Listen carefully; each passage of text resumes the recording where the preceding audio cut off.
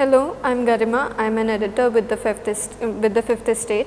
I have here with me Sherin Thampi, who is standing for the post of Research Affairs Secretary.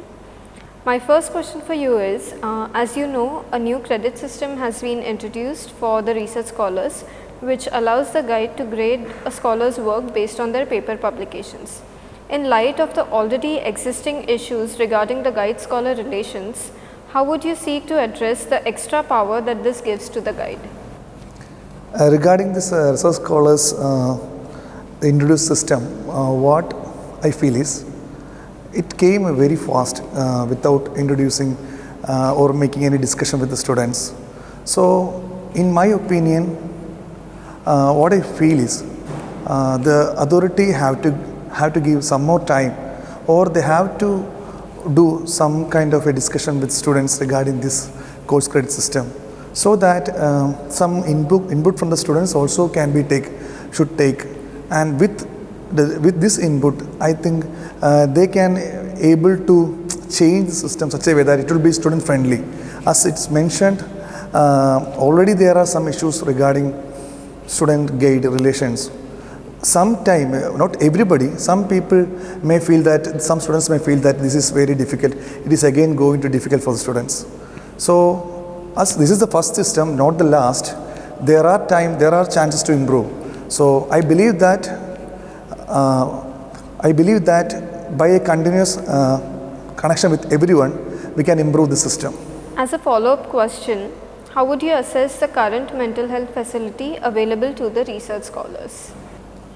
Connecting to the mental health of students, as I told you earlier, one issue regarding student and guide relationship and all. Some students may feeling stress, maybe professionally or personally.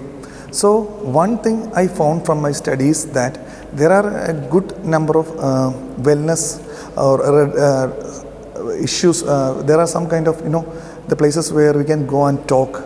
But the outreach about this wellness centers are not that much. For example, we have inside those also there is people who are ready to support through Kaveri Hospital, through online. So what I feel is we have to outreach about all the systems to the students so that they can choose which is best for them. Also through Mittar Research Scholars connection, they are also trying to communicate with the students to support them.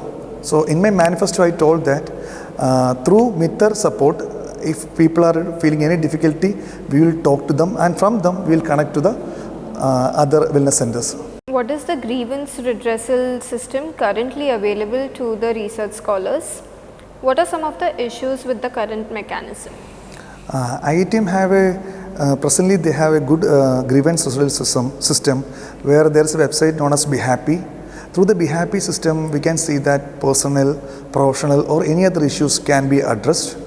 So from my study, what I found is the system is like if you are professionally, it is coming through the HO, your guide, through your grievance resolution committee and like that only. So what I felt is we need somebody should look everything outside. So for that, right now Dr. Tilagavadi, a retired IPS officer is there.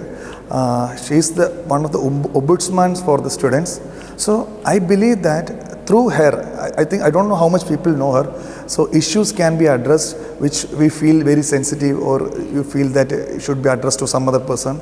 So through her, if you follow, I believe that we can get some results. So that's my opinion on that. Next, you have mentioned in your manifesto that you want to foster a healthy lifestyle among the scholars by organizing yoga meditation sessions across departments, constructing sports facilities and so on. So how do you plan to implement this, and how will you procure the funds for the same? Why I mentioned about this healthy lifestyle is because whatever I told about some programs, organizing some programs, these things actually I planned like not an official program. Some programs like weekend, if some research scholars, senior research scholars are coming forward to call their friends, their current peers to do some activity like small games or some kind of a small like cricket, football, something. Like if they do every week, I believe that some kind of happiness will happen in their mind. So they know they don't need too much money for these programs. These people can get equipments from hostels, from the department also if it's there. And also if we need some fund, what I believe is we can talk to those office, and from the stat account we can collect this money to organize such activities. So doing such small activities, I believe that people will have some kind of happiness within them, and it will help to cherish to do a lot of work within them. In your manifesto, you have also mentioned that only one writing workshop is conducted for the research scholars, for which they need to pay rupees 20,000, and you will be doing multiple workshops, at least 2 or 3 workshops throughout the year at a nominal fee. So, how do you plan to achieve this in terms of implementation as well as financial feasibility? So writing workshops for junior scholars, what I felt is so scholars felt so much difficult to write papers and all. So we have IITians itself have a lot of opportunities to take workshops with the help of postdoc people, recent alumni scholars. So what I planned is I will communicate with them and ask their time, like weekends or maybe online. They can come and take some workshops, maybe 2 or 3 workshops in 2 months. So that it's a continuous learning process from the help of these people, the resources which are available right with us. We have to tap them because we are the number one institute. So using their support, I plan to organize workshops, also soft skill training, also aptitude testers, so that it will help the research scholars to improve their skills in writing, also to attend interview. So this also, it will not need too much money. Whatever money we require, we can find out from those office, from the stat account. Thank you. Thank you, and all the best for your campaign.